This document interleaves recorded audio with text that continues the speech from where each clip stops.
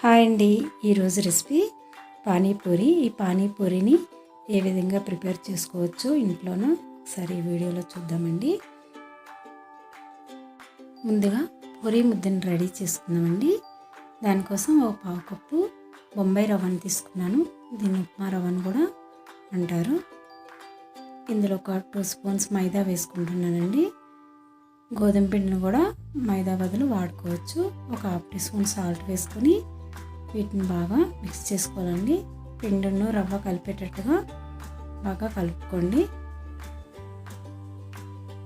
ఈ విధంగా ఒకసారి కలుపుకొని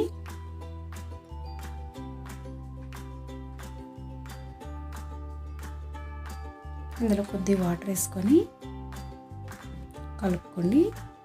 నేనైతే ఇందులో హాట్ వాటర్ యూజ్ చేస్తున్నానండి. హాట్ వాటర్తో కలుపుకుంటే పూరి అనేది బాగా పొంగుతుందండి.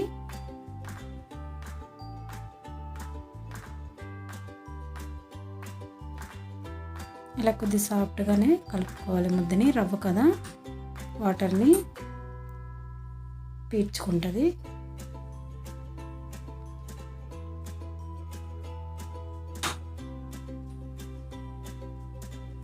కొంచెం సాఫ్ట్గా కలుపుకొని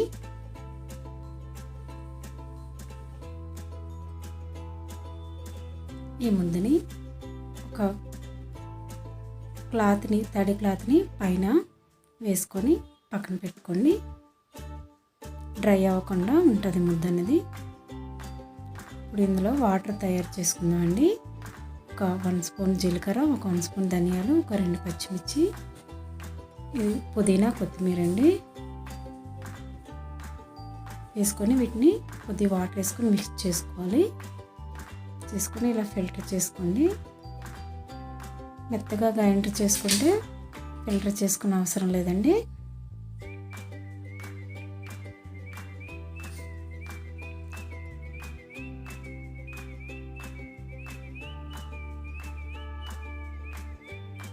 ఈ విధంగా ఫిల్టర్ చేసుకున్నాక ఇందులో చింతపండు రసం కొద్దిగా వేసుకుంటున్నామండి.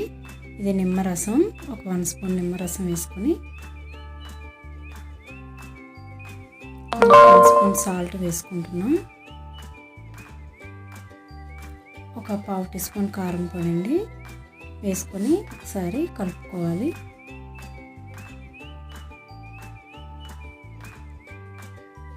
ఇలా కలుపుకున్నాక ఈ లిక్విడ్ని పక్కన పెట్టుకోండి. పైన కొత్తిమీర వేసుకొని ఇప్పుడు కూరని ప్రిపేర్ చేసుకుందామండి. ఈ కూర కోసం ఆలుని బటాని ఉడికించి ఉంచుకోవాలండి. అందులో ఒక 1/2 టీ స్పూన్ జీలకర్ర, 1/2 టీ స్పూన్ ఆవాలు వేసుకొని 1 స్పూన్ కారం పొడి వేసుకోవాలి.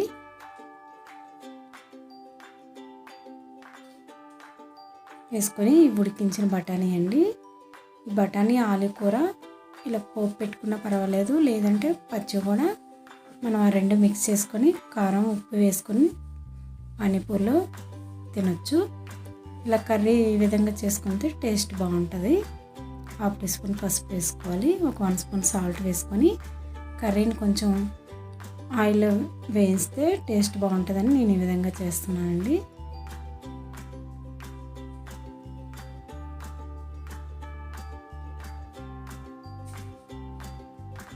కర్రీని ఈ విధంగా ఉడికించుకొని దగ్గర పడాక కొద్దిగా కొత్తిమీర పైన వేసుకొని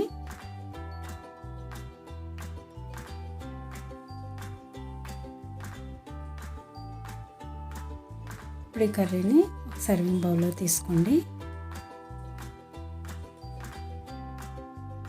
ఇందులో ఒక 2 స్పూన్స్ ఉల్లి తరుగును, 1 స్పూన్ నిమ్మరసం వేసుకొని కలుపుకొని పక్కన పెట్టుకోవాలండి. కూర రెడీ అయిపోయింది. ఇప్పుడు పూరీని వేయించుకోవాలండి. చేసుకొని పూరీ ముద్ద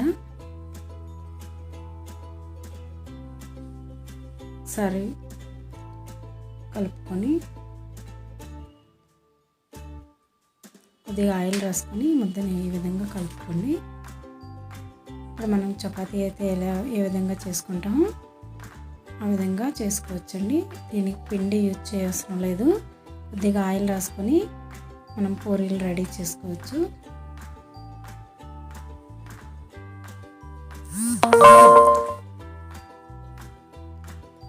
ఈ విధంగా చేసుకోవాలండి.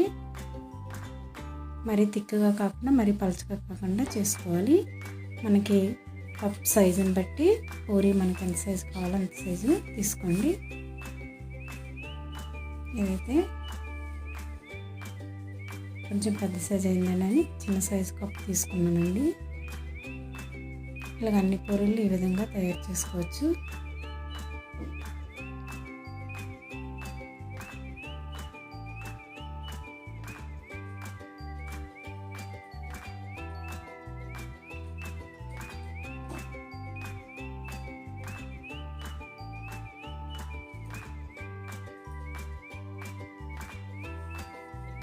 ఇలా రెడీ చేసుకోవచ్చు. లేదంటే చిన్న చిన్న పూరీలు కూడా ఇలా చిన్న చిన్న ఉండలుగా చుట్టి చిన్న చిన్న పూరీలుగా చేసుకోవచ్చు.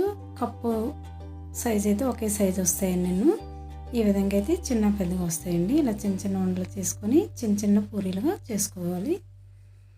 ఈ విధంగా అన్నిటిని ప్రిపేర్ చేసుకొని వీటిని ఆయిల్లో ఫ్రై చేయాలండి. డీప్ ఫ్రై చేయాలి. ఇప్పుడు స్టవ్ పై కళాయి పెట్టుకొని అందులో డీప్ ఫ్రైకి సరిపడినంత ఆయిల్ వేసుకోవాలి.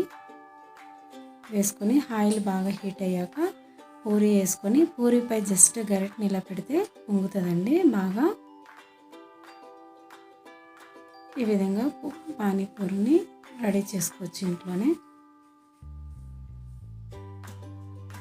పూరి వేయగానే పైన ఇలా గరిటె పెట్టండి. అప్పుడు పూరి అనేది బాగా పొంగుతాయి.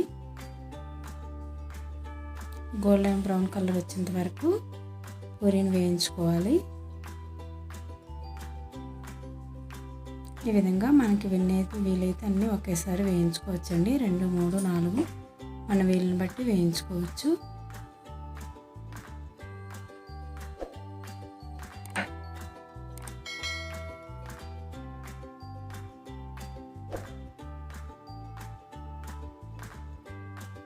ఈ విధంగా అన్నీ వేయించుకోవాలి.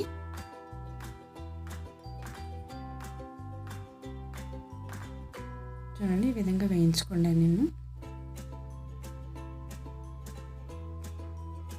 రెడీ అయిపోయండి. సర్వ్ చేయడమేనండి. ఇలా కూర పాని ఇలా పూరీలో కూర పెట్టుకొని కొంచెం ఉల్లిపాయలు కూడా పెట్టుకొని ఇలా సర్వ్ చేస్తే చాలా టేస్టీగా బాగుంటాయండి. మీరు కూడా ఒకసారి ఇంట్లో ట్రై చేయండి. Thank you.